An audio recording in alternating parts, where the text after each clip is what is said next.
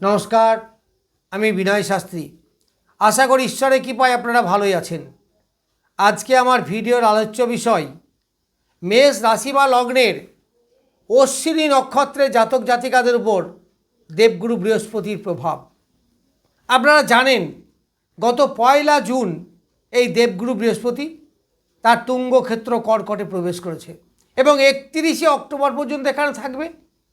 তাহলে এই যে দীর্ঘ সময়, এই সময়ে আপনাদের উপর কীরূপ প্রভাব বিস্তার করবে? দেবগুরু বৃহস্পতি কিন্তু নৈসর্গিকভাবে শুভ গ্রহ, তাছাড়াও মেষ রাশি বা লগ্নের পক্ষে খুব শুভ গ্রহ।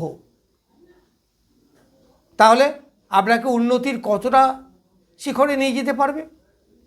প্রথম কথা বলি, এই দেবগুরু বৃহস্পতি আপনার রাশি বা লগ্নের চতুর্থে বসে আছে। তাহলে সংসার জীবনে যারা আছেন তাদের সংসারের মধ্যে একটা শান্তি বিরাজ করবে, মন মানসিকতা ভালো থাকবে। যারা স্টুডেন্ট পড়াশুনো করছে তাদের অ্যাটেনশন বৃদ্ধি হবে, পড়াশোনায় ডেভেলপমেন্ট, রেজাল্ট ভালো হবে, এতে কোনো সন্দেহ নেই। এইবার এই দেবগুরু বৃহস্পতি আপনার দ্বাদশপতি। তাহলে দ্বাদশপতি হিসাবে যারা বাইরে পড়াশুনো করছে বা পড়াশোনা করার উদ্দেশ্যে যারা বাইরে গেছে তাদের ডেভেলপমেন্ট আরও বেশি হবে, বা যারা কর্মসূত্রে বাইরে গেছে তাদের ডেভেলপমেন্ট বেশি হবে। আবার এই দেবগুরু বৃহস্পতি পিতার পক্ষে কিন্তু খুব একটা সুবিধাজনক নয়, কারণ পিতার মারক স্থানে বসে আছেন, ফলে শরীরে একটু আধটা ডিস্টার্ব করবে, তবে পিতার অর্থনৈতিক উপার্জন অনেকটাই বৃদ্ধি পাবে, এতে কোনো রকম সন্দেহ নেই। আবার যারা নানা রকম রোগে ভুগছেন তারা কিন্তু রোগ থেকে অনেকটা মুক্তি পাবেন। যারা লোন টোন করেছেন তাদের লোনটা অনেক পরিশোধ হবে। যারা শত্রু মোকাবেলা করছেন, শত্রুর কবলে পড়ে আছেন, তারা শত্রু থেকে মুক্তি পাবেন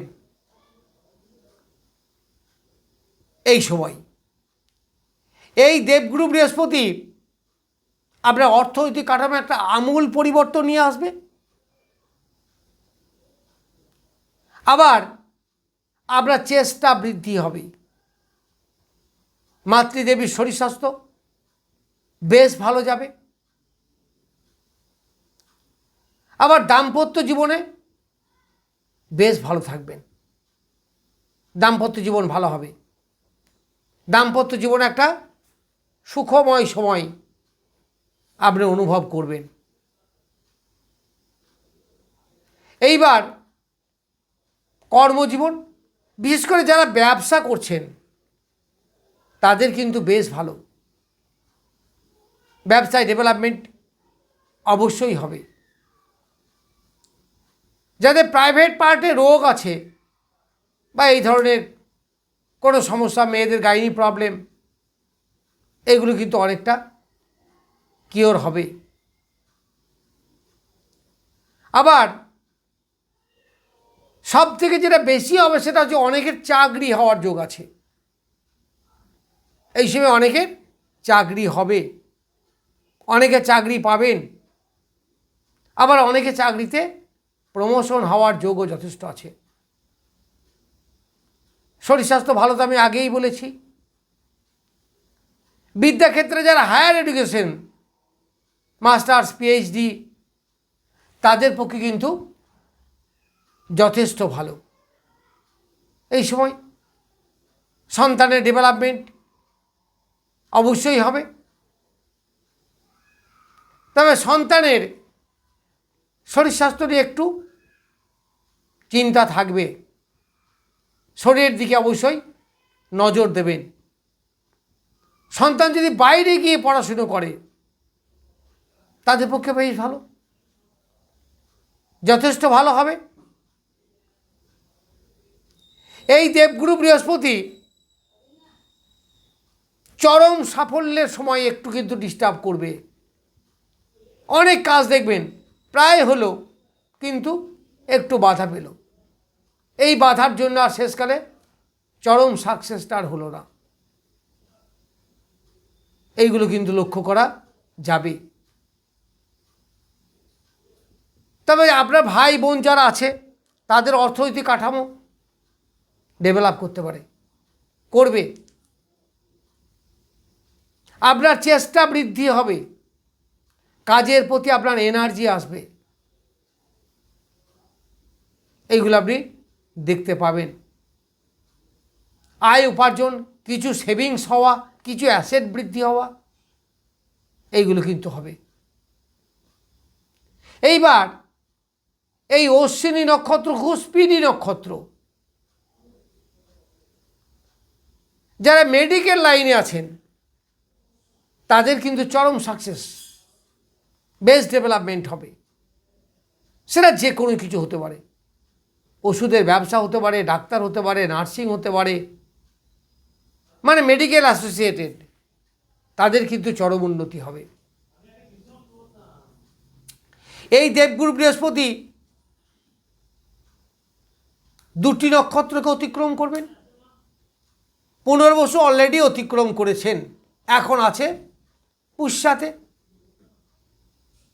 আবার এরপরে যাবে অস্ট্রেলের সাথে। পুষ্যাতে যতদিন থাকবেন